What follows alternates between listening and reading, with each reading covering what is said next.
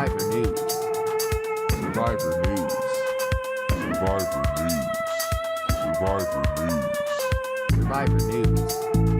Survivor News. Survivor News. Survivor News. Survivor News. Survivor News. Survivor News. Survivor News. What's going on? And welcome back to the Purple Pants Podcast, Survivor News of Survivor Season 47, Episode 5. The baby boys are back again. I'm super excited to be joined by the new co-host of Extreme Home. Damn. You know what? Because I always say it wrong. Say it. Extreme Makeover Home Edition.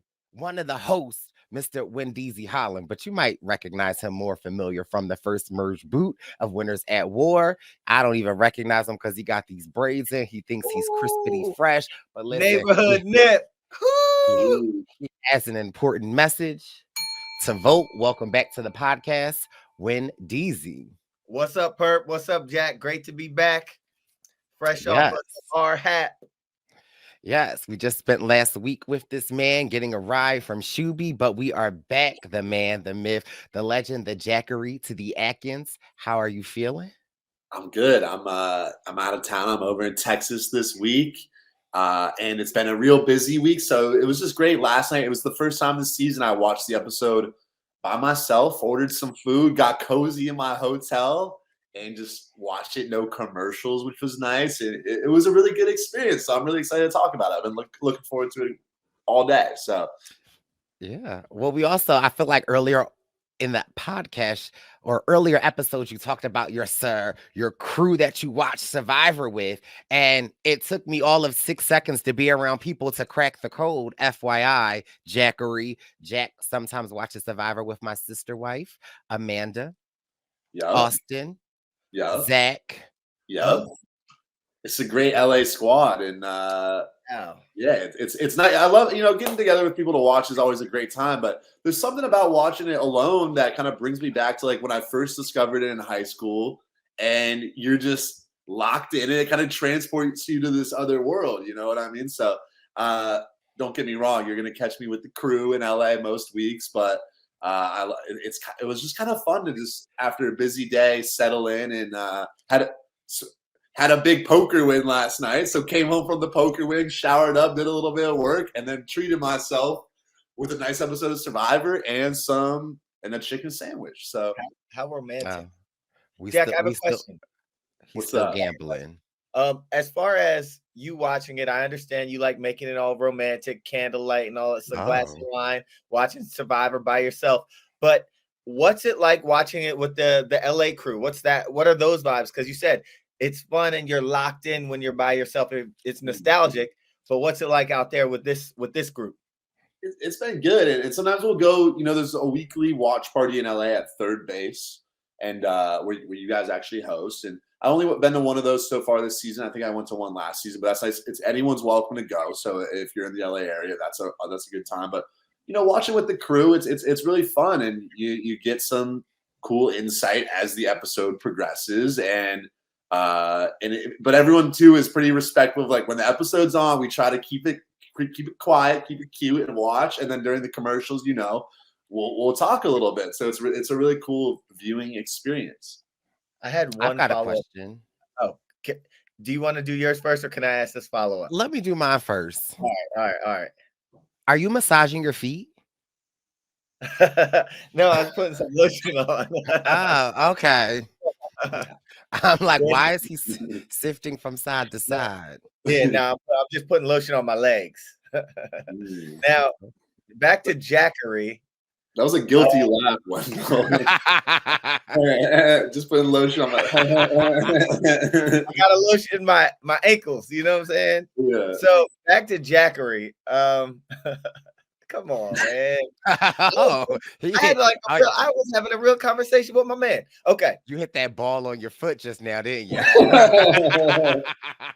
I hate y'all. They're particularly soft today. Okay, Jack. What's up? I'm not big into Twitch streaming, but I'm thinking you got a cool crew and y'all have your dialogue. Would Survivor be something that like you like could watch and stream or something? Jack, who's going to tell him? Jack, Pop just learned what Twitch was yesterday. Now he's asking you about twitching. No, I don't know. I'm not an expert. It's like I don't know if you'd be allowed to stream the show over. Like I don't know if that would be a copyright thing, but that could be fun. But I kind of feel like I'd be the type where if it happens, I'm into it, but I'm not going to be the one to set it up because it's just a lot of moving pieces, a lot of moving parts. I'm trying to focus on Fiji. You know what I mean? So I'm not worried about. I don't want to be too worried about it. But I know Brando. We watched with Brando Meyer a lot from Survivor. He streams a lot, and maybe he could be the guy to get it going. I just thought that like if you have the right group of like alumni watching while they dialogue, I feel like that would be something people might want to see. I don't know. Why you can't just do it by yourself? A lot of big Twitchers stream by themselves. I stand down. Why don't you do it by yourself, Bryce? I actually might. Let us know in the comments if I should be twitching. But if you don't want to be like Jack this week and watch Survivor alone, you do know the BWPTour 47. We were on hiatus this week, but we are hitting the road next week. We are headed to Nashville, October 23rd. After Nashville, we are taking a boat to the NOLA baby. So we'll be in New Orleans, October 30th. After that, we are heading to Chicago. From Chicago, we are headed to Philadelphia, Washington, D.C., Boston, and the grand finale. Boston, D.C., New York. Yes, and a little birdie told me that the tickets for the finale will be on sale probably when this episode is available. So please check the link in the Bryson One Present Instagram and Twitter bio and bless your life. But yeah, we had a off week this week, and we went to New York to watch or to go and be a part of the RHAP live show, which was so fun and amazing. It's been a while being on tour. Sometimes, our dates conflict, but our dates aligned. And it was so much fun to be in the RHAP building. We got an Uber with Bruce, and baby, Bruce was brucing.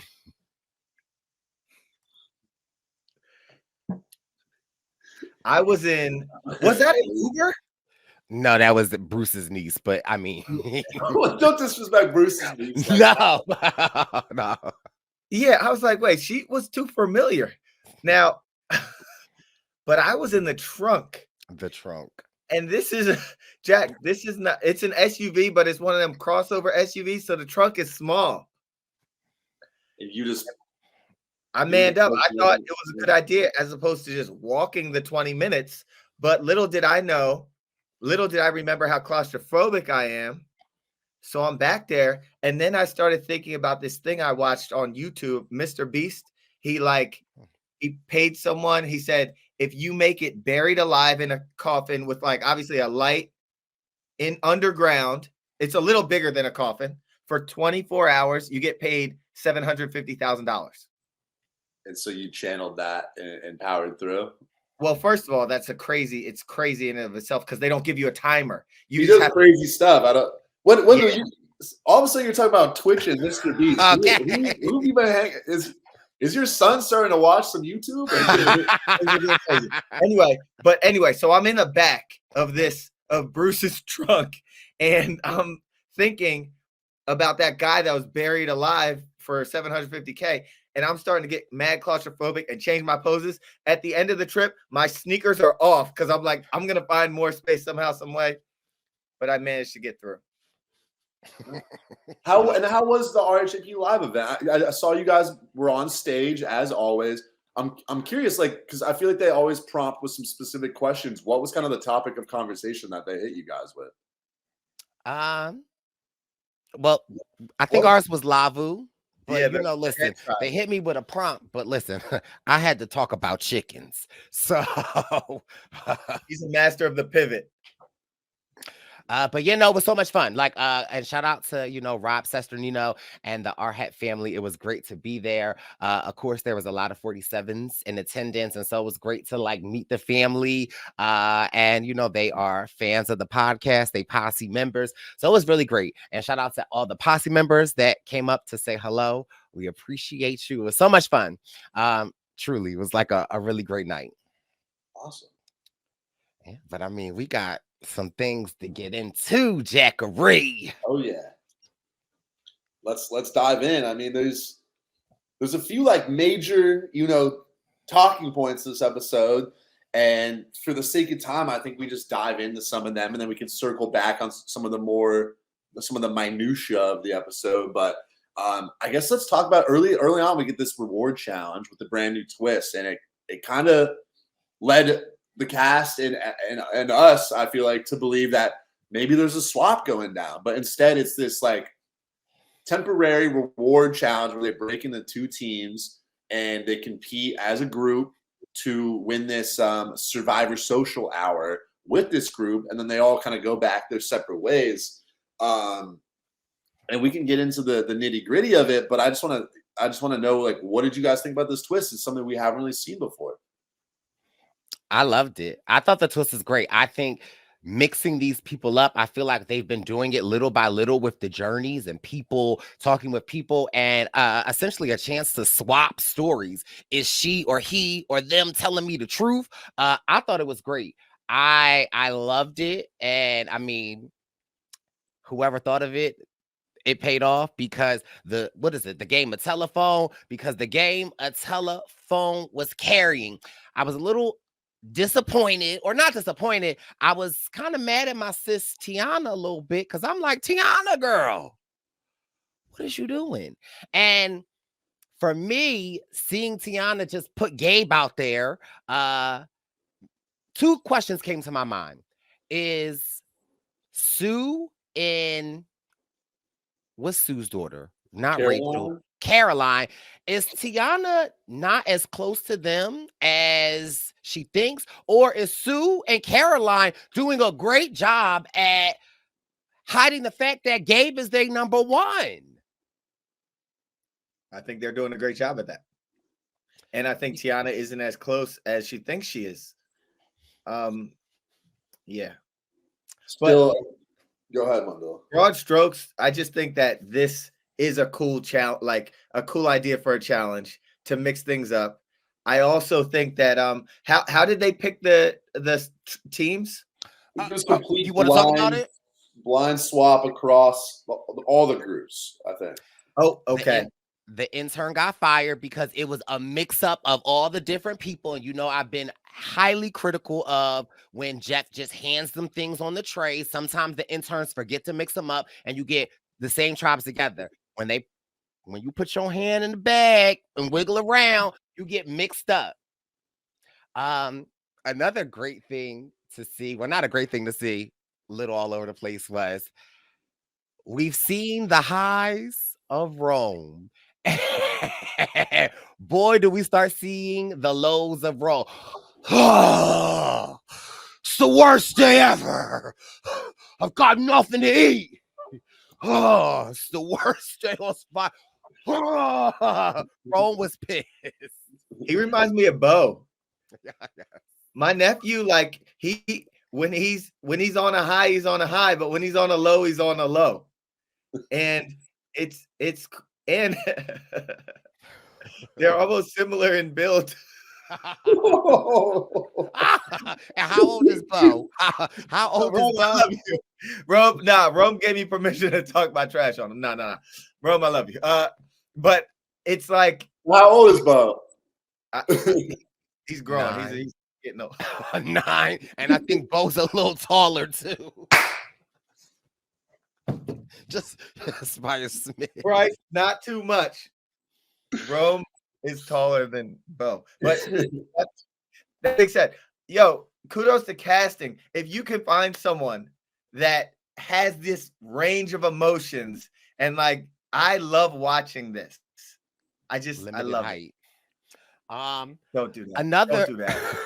another Another interesting move that I thought was when they brought up that Sam and Sierra were so Ooh. close, and instantly Sam's like, "I killed it. No, no, I who? I don't even know her." They're like, "She's on your tribe with you." Oh, Sierra. Oh, I thought her name was Maya. Like, I understand him distancing himself, but I also felt like to be like, we barely talk. For me, it's like, okay, that's just confirming that y'all. It's, in my opinion, it's confirming that y'all talk.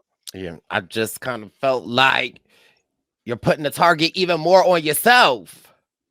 Yeah, the thing that surprised me, and you guys touched on a lot of the different major things that happened here, is just kind of like how messy people got, right? Because to me, it's like anything you say here is gonna get back to, you know, the other tribes or your own tribe through your other tribe mates, or at the latest, at the merge, everyone's gonna be talking. So I thought the most blatant error was Tiana just like throwing Gabe under the bus when literally everyone else in her tribe other than Gabe was there. So it's like, even if she thinks she's close to people, you got to know if it's not your own tribe, it's going to be the other tribe that goes and tells Gabe, like, yo, Tiana was talking all sorts of smack about you.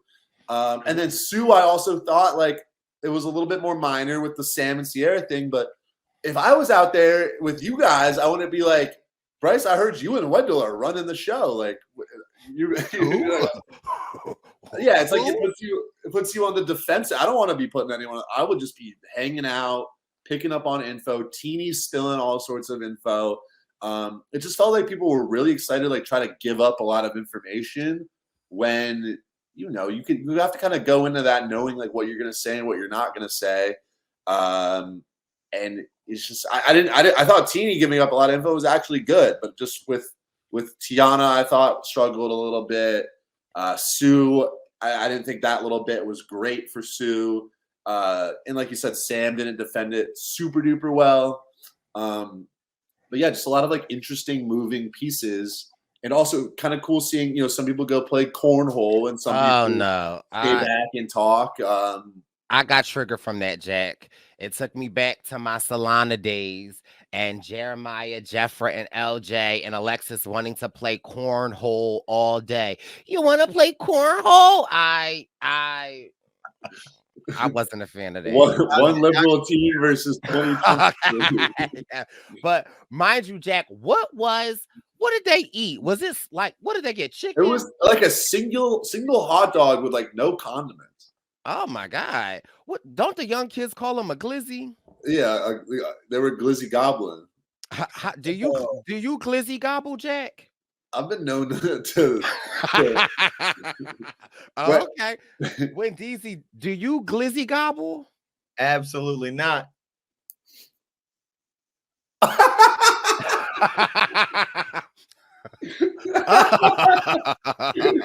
Oh my God. I don't know who that is. So, Jack, this is another thing that sometimes I don't get with y'all straight men. Wendell and Joey got glizzies. And mind you, of course, I'm in the back seat like, oh. Wendell had to get out the car to eat the glizzy. He didn't want to eat it. Wait, pull that picture back up. For the audio listeners, Bryce has just pulled up a photo he took. He snuck a photo of Wendell just going to put town on a glizzy. Would you call Wendell a glizzy gobbler from this photo? He's a glizzy gladiator. Well, yeah, isn't it like a thing? Like you gotta like, yeah. I guess Bryce, you touched on it. Like straight guys, they think it's like sus if they eat a hot dog. But then I feel like the more sus you're trying to be, like the more secret you're trying to be about it, that's like what makes it for me, it's just like take a small bite. You're not gonna get caught doing anything too crazy. You don't gotta eat it all in one bite. But I'd hate to see Wendell go to town on some corn. Okay.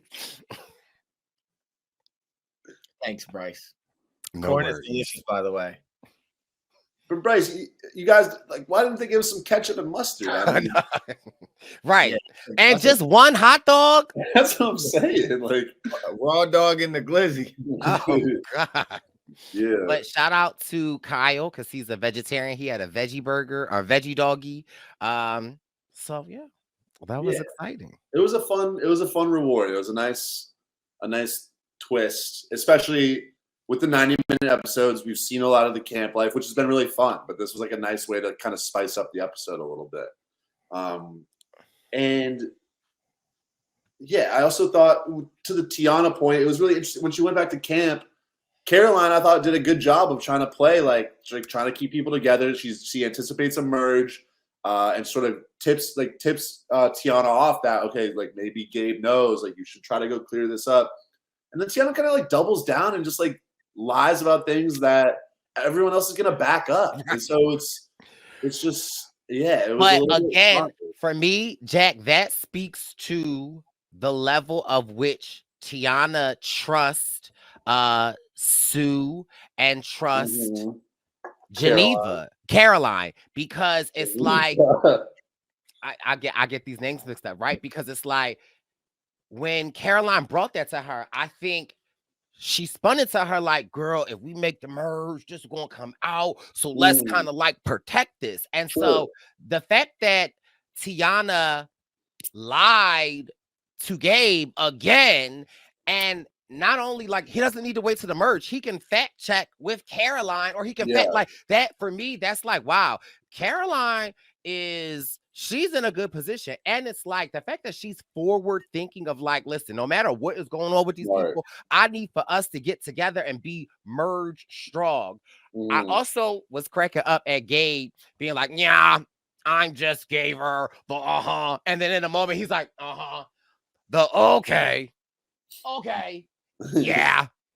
Like I was like, again, we said it before, Gabe has practiced these lines, and if that is not, the proof is in the pudding.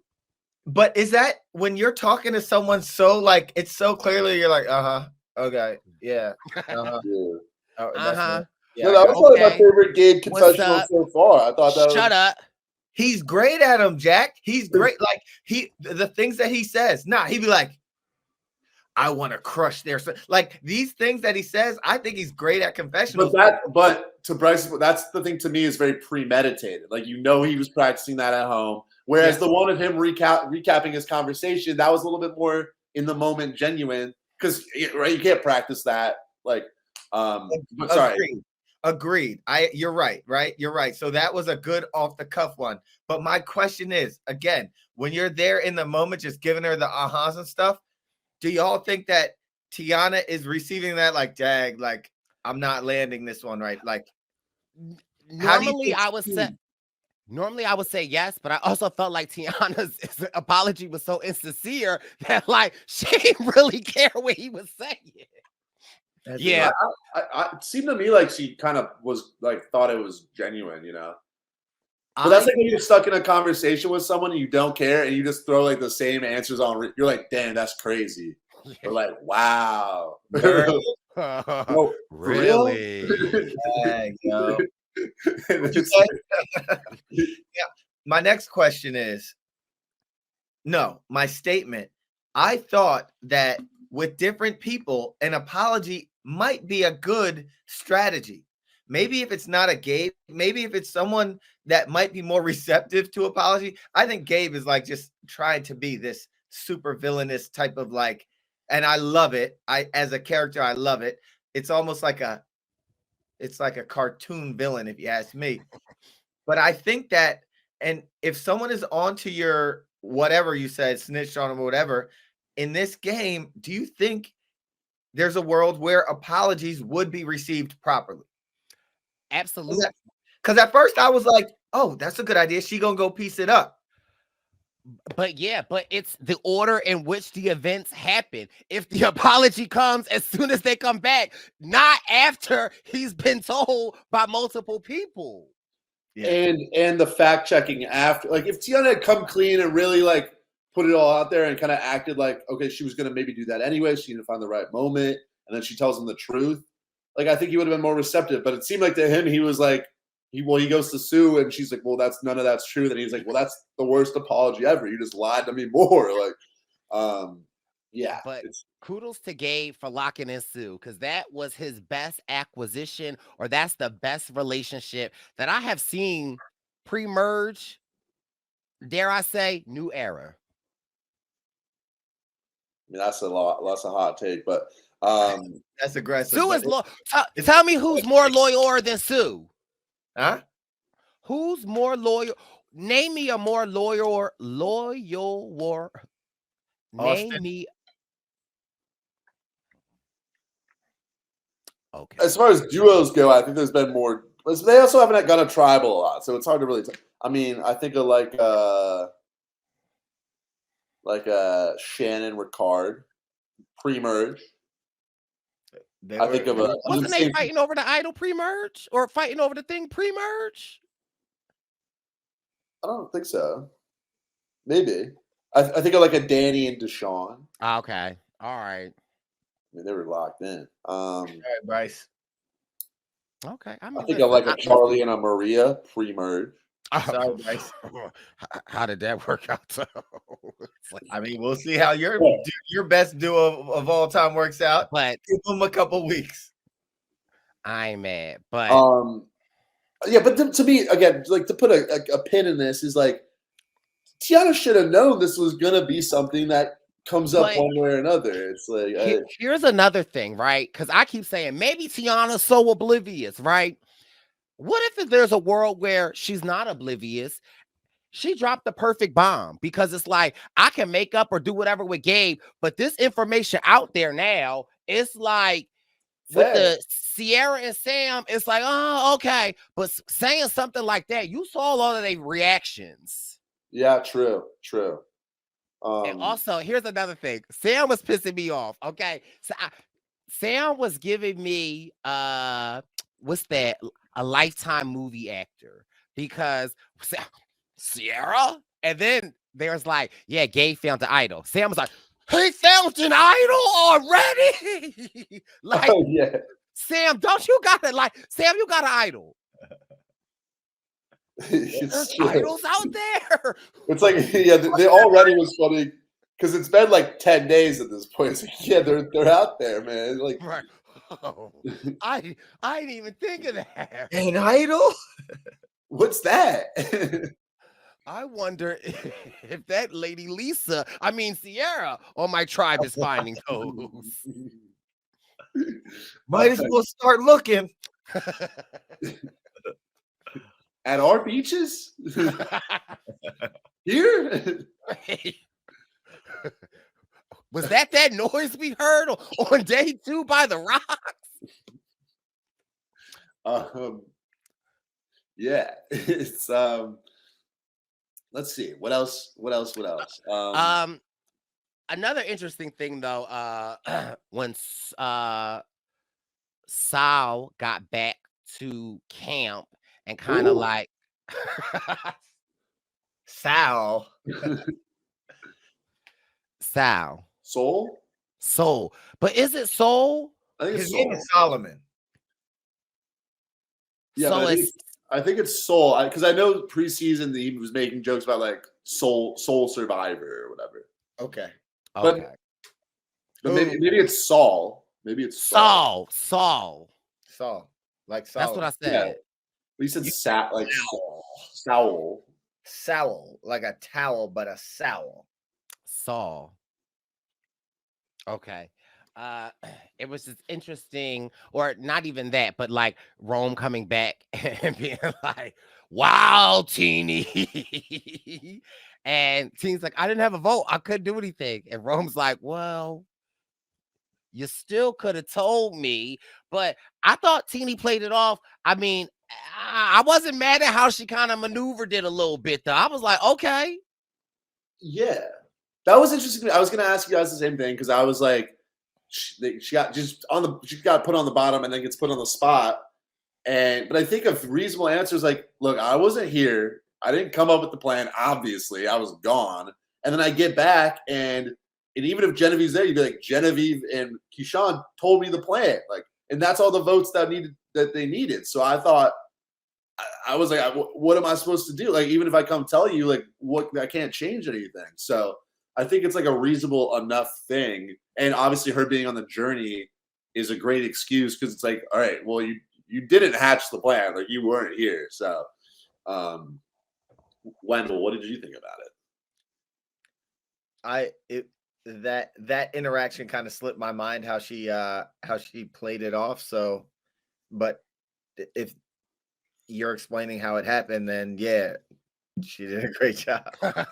Bro, I didn't, like I said on the RHAP stage, when I was watching, I was sitting between a man with a cape on and a man dressed as Vice President Harris. So I was between a lot of action and I wasn't locked into the whole episode. Shout out to Davey and Tevin. That's a good combo. Yeah, very valid. And then there's, I guess the other thing about Lavo is just a lot of things that are starting to get chaotic. Like Rome then tells tells Saul about Teeny's idol, and then that gets back to people are just kind of starting to turn on each other over at Lavo, which is really interesting because it's like, even Genevieve a little bit, I think, reacts reasonably to how Rome has started spilling information. But she did just make this move to save Rome, and you would kind of think, okay, now you guys are at the middle of the tribe, and you would want to keep Teeny and Saul. Now I'm messing. Yeah, kind of at an arm's reach from each other. But yeah, I mean, what a difference 7 hours can make, because now Rome is on the beach with Saul, talk about, I don't know how far I could go with Teeny. I'd rather work with you. Like, what? Like, this can't be. But I mean, like you said, now Rome is dropping gems. Like, Genevieve doesn't want to go that far with you. She won't go far with Teeny. Like, Rome, what are you doing? But I understand what he's doing. He's trying to, like, I think he understands, after kind of getting the carpet pulled up under him, is that I need to work with people, but I need one up on people, right? Like, so let me just drop this little nugget on you, and now you're with us, but I got you. But the problem is, and we've seen that literally unfold last episode with Keyshawn, like, you got to be consistent with these stories and how you tell them, because people talk. Yeah, I think that's the thing, is like, he sort of threw Genevieve a little bit under the bus, and I think a big thing that we're learning, like you said with last month, if you're going to start putting little targets on people, you got to make sure the people you're talking to are not closer with that person than you are with them, because then they're just going to go talk about it and it's going to turn on to you. And how quick does it seem that he can turn on his allies or try to pick up new allies? It's like, man, you were literally bullying Saul across the whole beach a day or two ago. Right. It's such a testament to Saul's patience too, because like we see how much Saul dislikes him, and then now there's an opportunity. But it is funny too with Rome. We even saw in episode 1, he's like, okay, I want to make this person my ally. Let me tell them everything I know that has happened at all. And it's like, well, maybe this isn't the right ally to be making. So now you're just spilling so much about. And I think the idea that he has of like, okay, if I give them information, they'll trust me, is reasonable, but it's just like a little bit like goes from 0 to 100 real quick. So something else that Saul did that made me feel like he's just playing the game with Rome is when he went to Genevieve, right? Like, because I was like, why tell her this? Like, why not hold on to this and see how you react? And it's like, you don't even give her opportunity to like lie, right? Like, you're like, oh man, I wanted to work with you. And Genevieve was like, we still can. Why? And he's like, well, Rome told me. And again, he sets it. First of all, you could tell Genevieve is a lawyer, okay? Because the way that she immediately said, well, that's not what he told me. He told me to say, like, he just set it up for her to like knock it out the park, and for Saul to believe it. I wish he would have like set a little bit more of a booby trap for her, because the way he was like, he was walking around the camp, Genevieve was like, what's wrong? Rome told me you don't want to work with me anymore. Jeff, he's like, no, he's lying. So, but him even going to her for me, it's like, oh, okay, he's more connected with Yeah. her than a Rome. Definitely. Yeah. Let's get into the immunity challenge. Mm. Lots of interesting stuff here. It starts off with this negotiation where Gata is offering up their chickens for some eggs because they have decided they don't want to kill the chickens and the eggs are not laying. And Jeff is, pretty open to it. And they ask for 24 eggs and they get 18, which I thought was really, as far as we've seen Jeff with negotiation, I thought was really generous. I'm just curious to hear your guys' thoughts about it. It was such a funny little moment. Yeah, I thought it was great. I would have give me 10. Let me keep a chicken. We going to cook this chicken and have some chicken and eggs. Yeah. I was trying to think if I've had chicken and eggs before, and I think I have. I think I've had like a chicken biscuit with, I don't know. Anyway. Jack, what's your preferred method of eggs? I'll go, it depends on how, if I'm getting like a bacon, egg, and cheese, I like a good fried. How about an egg as a side? I'll go like scramble with cheese. That's a good one. That's or omelet. I mean, do you use any condiments on your eggs? A little hot sauce sometimes. Okay. Wendeezy, what's your egg of choice? Swing me. I'll do like some bacon, some potatoes. That's not your egg. Well done potatoes with peppers and onions on fried them. onions. Okay. You know what I'm saying? I'm a real one. Let me get some. Okay. Fry them hard too. Okay. And then with that, you got to go with like 2 eggs over easy. So then you could kind of get the mix. You throw some hot sauce on the side. So then you could get the dippy. You know what I'm saying? Have the potato with the egg, with the yolk, with a little hot sauce, with the bacon. Chef's kiss. Yeah. I used to be a scrambled girl with cheese, but I think after having 1,000,001 breakfasts with Wendeezy and seeing him dip to potatoes in the yolk, I'm a over easy, but I'm a ketchup girly. I didn't realize some people don't put ketchup on their eggs. When I was like 6, I think I did. Yeah, my parents used to not let us do that. Yeah, I don't like. I've heard people say that, like, oh, ketchup, you can't put a ketchup on my egg. Why not? Nah. No, I don't think it's. I can respect it. I mean, I love like on a burger, like a fried egg, and then you still get some ketchup on the burger too. It all blends. I don't know how I feel about the egg on a burger. I love a breakfast burger. A breakfast burger? Yeah, like a bacon, egg, and cheeseburger.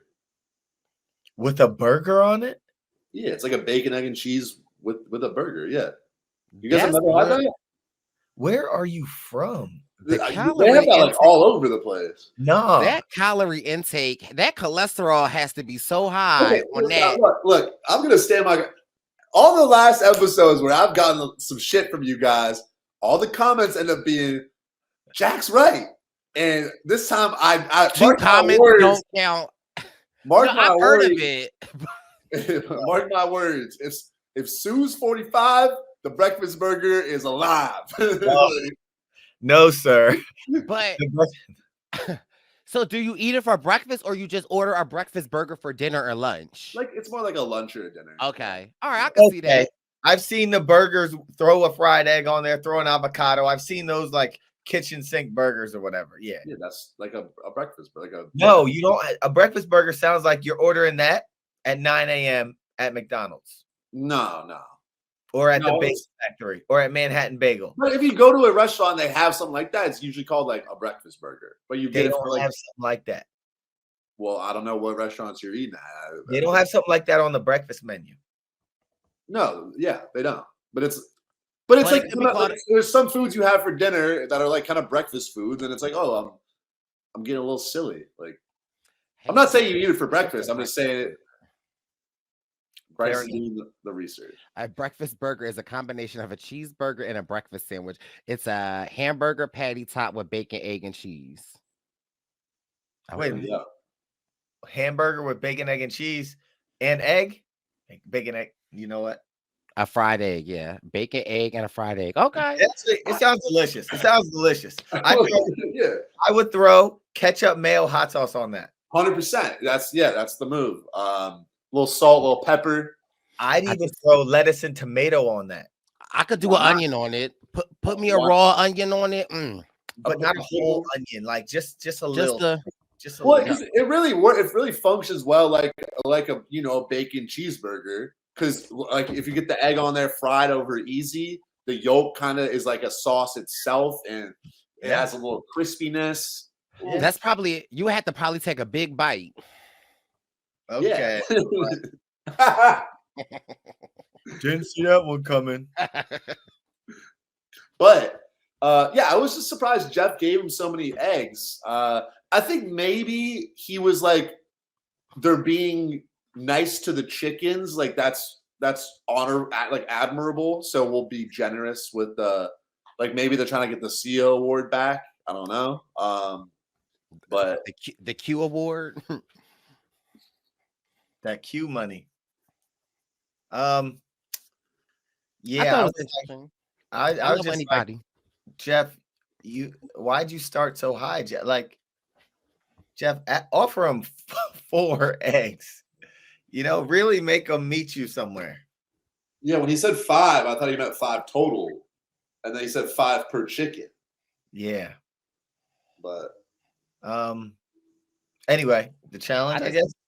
Well, I just love when they negotiate in general with Jeff, because sometimes you get nice Jeff and sometimes you get nasty Jeff. We got a nice Jeff this time. absolutely. For sure.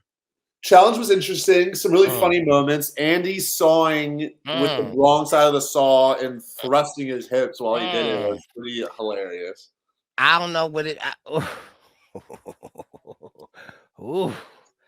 And D, okay. There was a lot of, and D. Hey. What does all that hip motion do to the saw?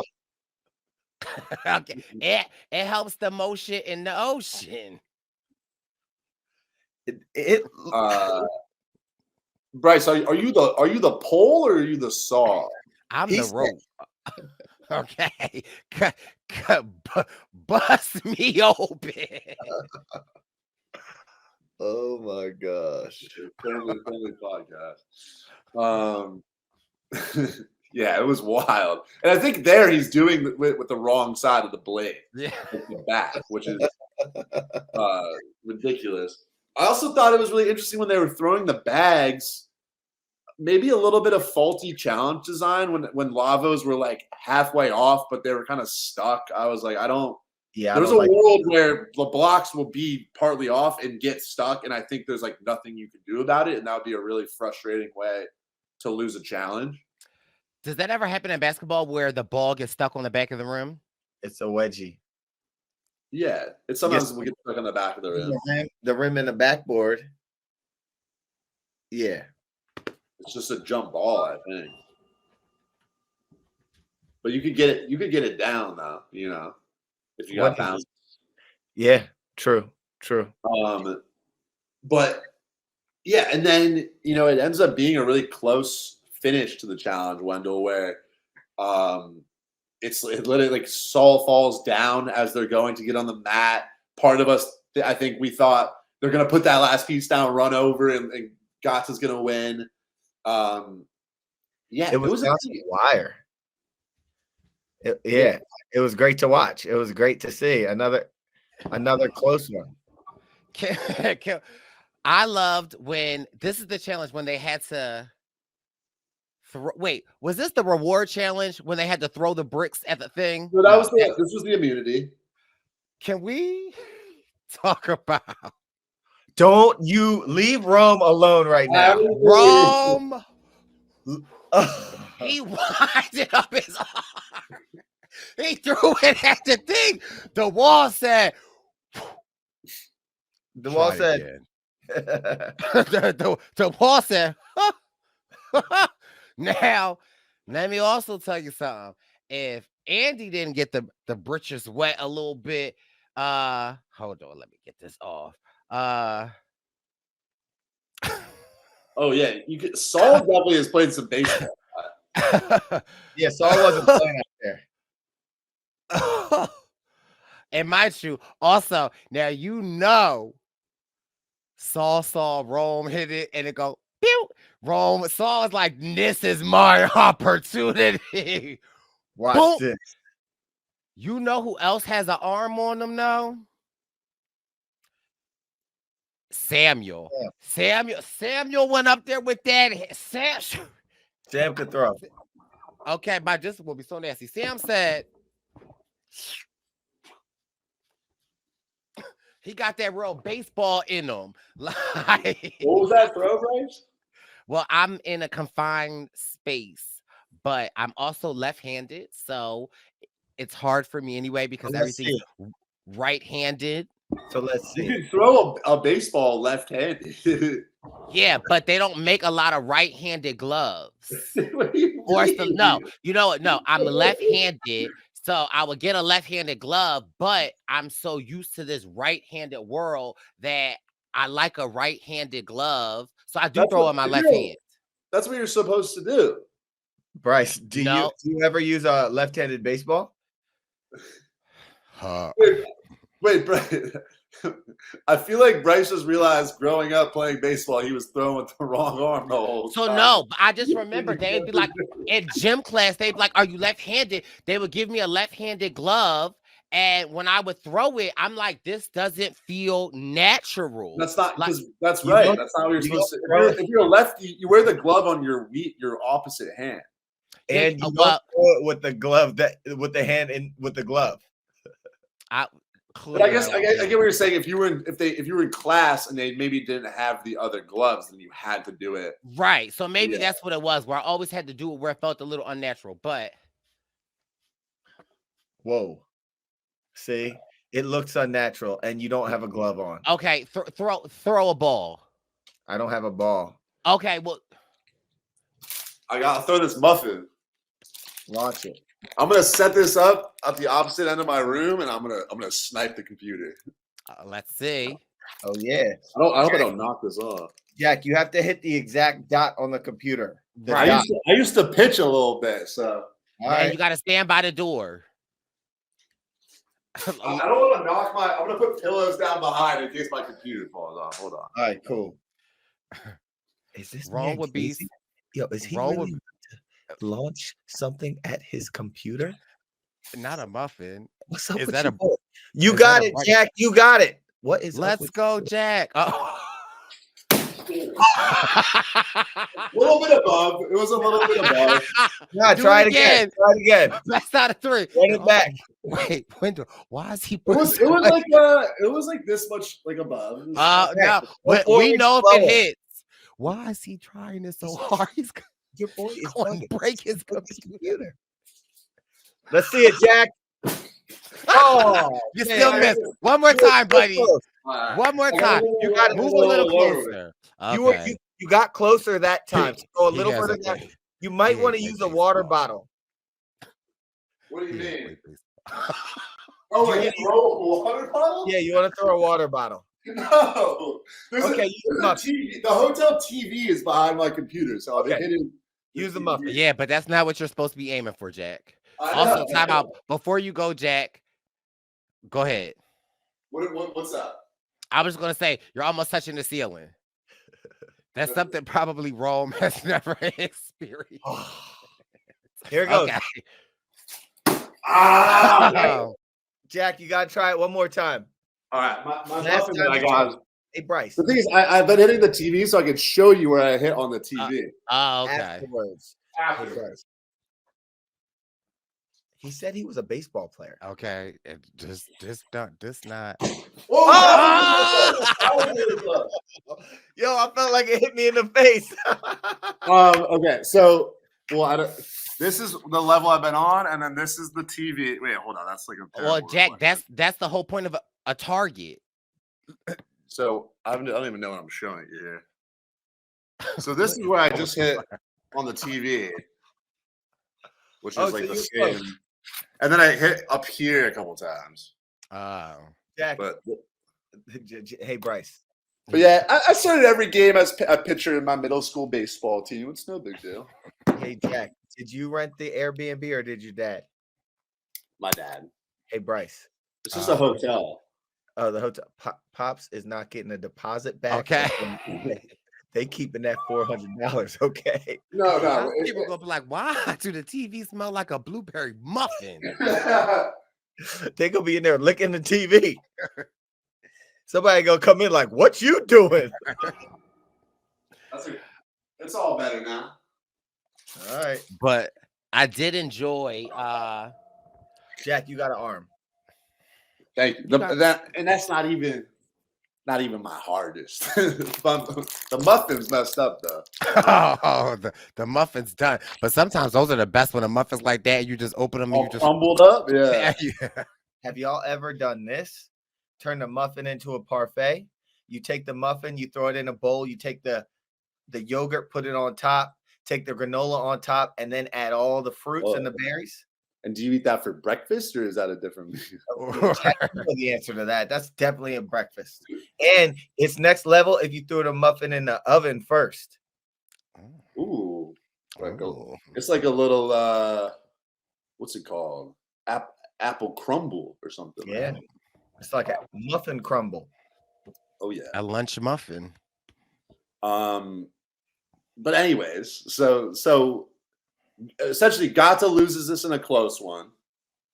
And they're going back to tribal since the first tribal council.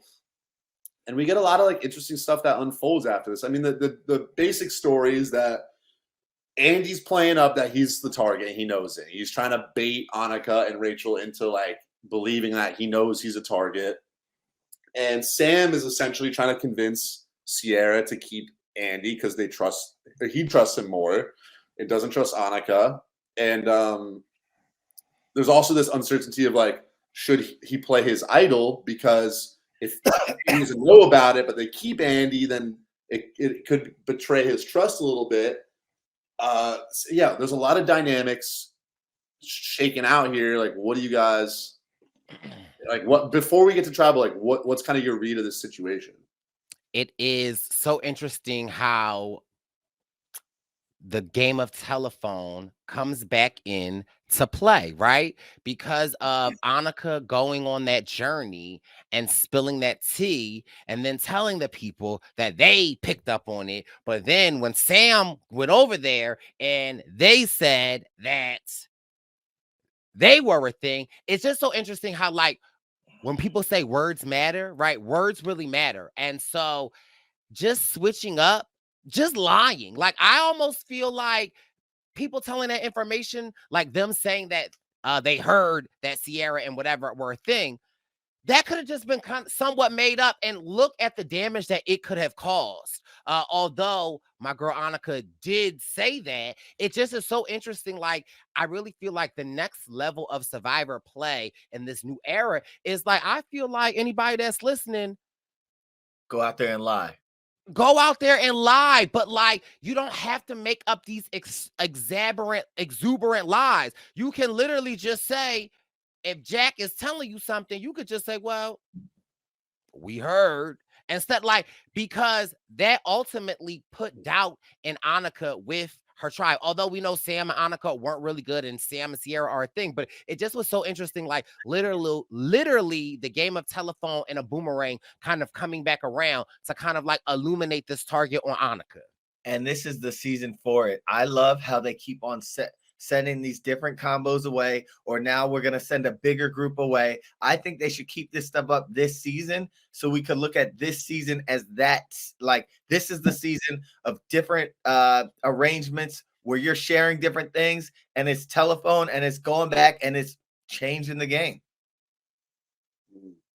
Yeah, I really liked what Andy did here. Yes. He's slowly become, really worked his way back into the mix.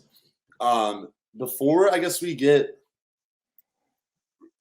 so I don't know, like looking at this from Sam's perspective, because he's kind of put in here as like the figurehead of this move, the one making it happen. I'm so torn, and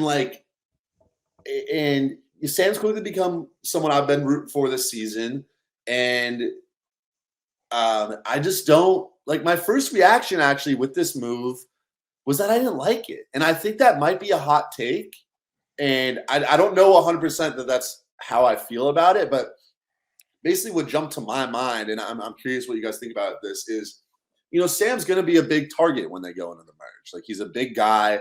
People have heard he's been running the show with Sierra, right? And him and Sierra, him kind of strong-arming Sierra into making this move, going into the merge, Rachel's going to go confirm to everybody that Sam and Sierra are running the tribe because they just blindsided her. And Sam, obviously, I think it's good for him to keep Andy around because that's someone he's more connected to than Annika. But I think for someone of his perception, in a way, it's actually kind of good to make moves that make you look weaker. And so I was thinking he should totally go with the girls, because now he gets to the merge, he could push, okay, the girls are running the tribe. I'm the one who's been brought along. It's not me and Sierra running things, because I actually maybe wanted Andy to stay, and that didn't happen. And now he's going to look like much less of a target because those girls are a strong group, and he's going to be seen as an outsider that maybe people can pick up. But now he's seen at the core. And this is something that Xander kind of talked to me about during his season, is that Xander sort of intentionally wanted to work with the girls. I don't know if you remember on his season, they vote out Abraham, they vote out Voce, and he's the last guy standing. Because early on, now the merge is a little bit more imminent, so it might not be as pertinent right now. But with a lot of these physical challenges, if you're the only guy left, you're actually going to be seen as more of an asset to your tribe, because they're going to need some of that brute strength, and the guys tend to have a little bit more of that brute strength. And I also think, sorry to go on about this a little bit, I just have a lot of thoughts on it. I also think a lot of times in Survivor, the gender balance will sort of ultimately correct itself as the season goes on. And we've seen this season, a lot of men have gone home early. It's one of, I think, 2 seasons where 2 men were the first 2 out. And then Asia went, but then we also had Keyshawn go last episode. And, if Andy were to go this episode, Sam would be one of 5 men left out of 13 people, and I think that would make him, as there's fewer men, I think they become less of a target just generally, because it's sort of like a natural balancing act that happens. And so by taking out Andy, I think that would also lessen Sam's target, which I think for him, how we've seen him portrayed, very important. Now, and we've seen other seasons where, like, Millennials versus Gen X comes to mind, where I think they went into the merge. It was like 9 men and 4 women, and all 4 of those women, so I think Michelle Schubert was the merge boot, and then after it was 9 men and 3 women, and all of those 3 women, I think, went pretty far, because I feel like when you're one of few people left from your gender group, then everyone else sort of thinks of it as like not a problem, and sort of starts to target their own group. And so to put a pin in it is just like, I think Sam's going to be seen as a target, and I think he should have sort of allowed, and also the big thing is, I think, let Sierra take control a little bit and give her that confidence, and not make her feel like maybe because this move, I think, is very close, right? I don't think there's a definite wrong or right move. So let Sierra make the decision, and then down the line, like at the merge, maybe then you pull out the cards like, I'll let you send Andy home, and I think this is the move that we need to do now, and maybe she'll be a little bit more willing to do that. But I think Sam wanted to take a little bit too much control here, and I think in the moment executed very well, great move. But I worry going into the merge, the repercussions that it can have. Yeah, and that has me thinking, Jack, right? It is in this new era, and maybe specifically with this season, I'm sure we could quote other seasons, but it's the perception, right? Like, most people are building this big resume for the end, but like how you just explained what Sam could have done, right? Given the fact that there's a target with you and Sierra, right? Like, why not play to the fact of, let these women or let these ladies take the lead, so when I get to the merge, not only can I change the perception, I could literally utilize that to propel myself. But I don't think that it's a perception that people think about. When you think about people going into the merge, you think about being tribe strong. You think about these things. You think about these moves. You don't really see a lot of people trying to minimize or lessen their strength, the perception of the merge. I think that's a great strategy. And I think it's like very pertinent on this season because it is so much about perception, and not only perception, these little bit of tidbits that you get, then you take it back. Because once they all come merge, it's like now we're forming a new society. So that I don't know. Yeah. Have you ever thought about that before, or am I just sounding crazy? No, I'm with you. Like, I think it's good to go in as kind of a free agent because all these tribes are going to go to battle and they're going to pick up the people they think might be a little bit on the outs. And sometimes being an actual free agent is bad because we see like the mergatory, and sometimes it's like, oh, well, Wendell's not connected to anybody. Like, he could be an easy option. And that like just, but I think here Sam can have that perception as being more of a free agent and not being as attached to Sierra because the girls are the ones controlling things. But in reality, he would have some really tight bonds. He would also maintain bonds with Rachel and Annika, presumably by going with this plan. So he would be close with this whole group, but he would be seen as the one who's on the outside. And I think that would open up a lot of options for him. That's for me, that's very nuanced, right? Like sure. that's a lot. Okay. Me, I was thinking about make it to day 4. Well, no, it is like, it's not just, it's just very nuanced in general. Like, there's a lot of things to weigh, and it's one of those things that it's a gray area, right? There's not really a right or a wrong play here. Sam, there was also benefit. You know, Sam keeping Andy over Annika's leaving someone in the game that's going to be a lot closer to him, and that could pay off in its own way.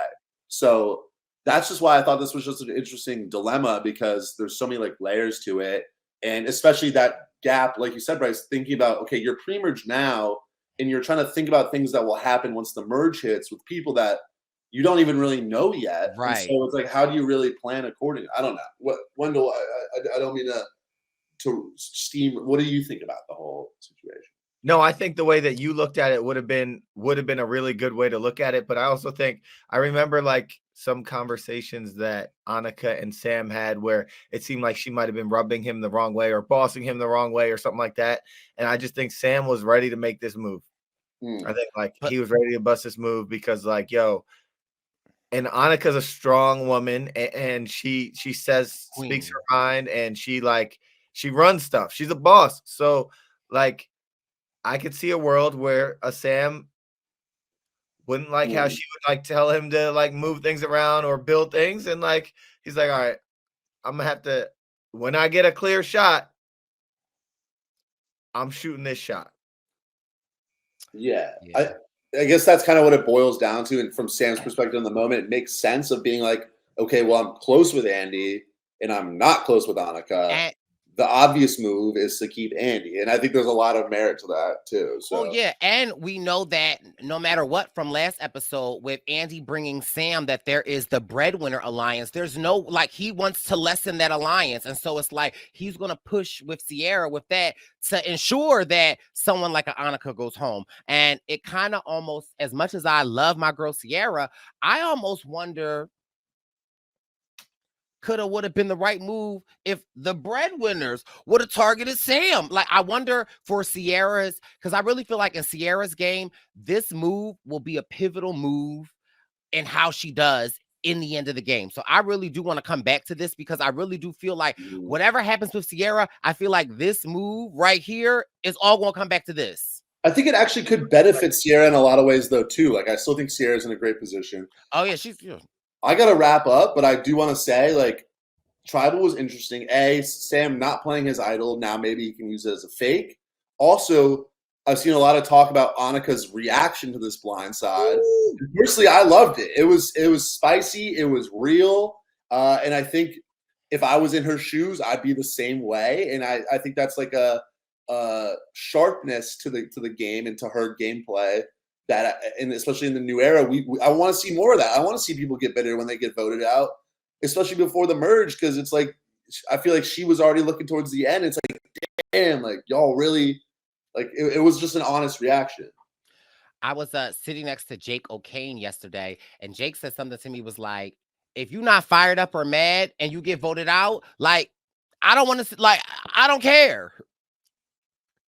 Something like as in like you better be pissed, right, that you're getting voted out. Like, Yeah, but also like you could be pissed and like, you know, viewers want to see you pissed. Yes. But in my case, like I'm not gonna flip stuff. I'm gonna be like, they got me. I'm gonna take it on the chin, you know. You take your wins and losses.